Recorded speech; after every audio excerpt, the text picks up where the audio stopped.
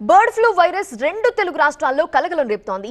ఏపీలో లక్షల కోళ్లు మృత్యువాత పడ్డాయి. తెలంగాణలో వైరస్ వ్యాప్తి లేకపోయినా ఆ ఎఫెక్ట్ మాత్రం చికెన్ విక్రయాలపై ఖచ్చితంగా పడింది అని చెప్పాలి. హైదరాబాద్లో చికెన్ సేల్స్ భారీగా పడిపోయాయి. 50% కంటే ఎక్కువగా సేల్స్ పడిపోయినట్లుగా వ్యాపారులు చెబుతున్నారు. చికెన్ ధరలు కూడా రోజు రోజుకి తగ్గిపోతున్నాయి. నగరంలో గత 2 రోజులుగా చికెన్ షాపులు వెలవెలబోతున్నాయి.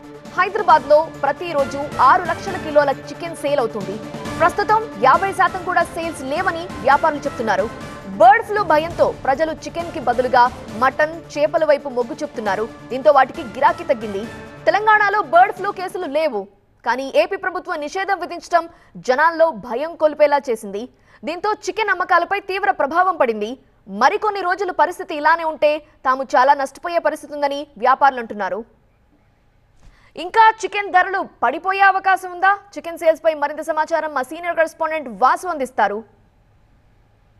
బర్డ్ ఫ్లూ ఎఫెక్ట్ హైదరాబాద్లోని చికెన్ అమ్మకాల మీద తీవ్రంగా పడుతుంది.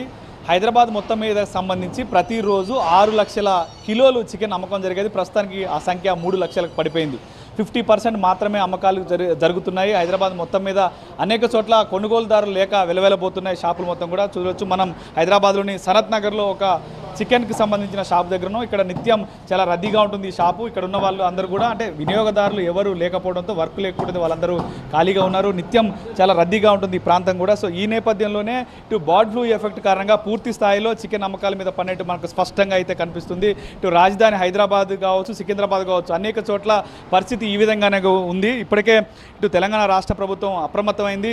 ఆంధ్రాకి సంబంధించి వెహికల్స్ ఏదైతే కోళ్ల వెహికల్స్ కావచ్చు, ఎగ్స్ కావచ్చు, దానా కావచ్చు, వాటన్నిటిని కూడా ఇటు తెలంగాణలోకి అనుమతించకుండా ఇటు ఉమ్మడి ఖమ్మం జిల్లా, నల్గొండ జిల్లా దగ్గర చెక్ పోర్టులు ఏర్పాటు చేసి వాటన్నిటి తిరిగి వెనక్కి పంపుతున్న పరిస్థితి అయితే స్పష్టంగా కనిపిస్తోంది. తెలంగాణ ప్రభుత్వం పూర్తిగా అలర్ట్ అయిన పరిస్థితి నెలకొంది. మరోపక్క వినియోగదారులు ఇటు చేపలు, మటన్ వైపు ఎక్కువగా ఆసక్తి చూపుతున్నారు, ఫ్రాన్స్ వైపు చూపుతున్నారు. కాబట్టి చికెన్ సంబంధించిన అంశం ఒకేసారి ఈ కొనుగోలు ఒకేసారి పడిపోయినట్టయితే మనకు స్పష్టంగా కనిపిస్తుంది.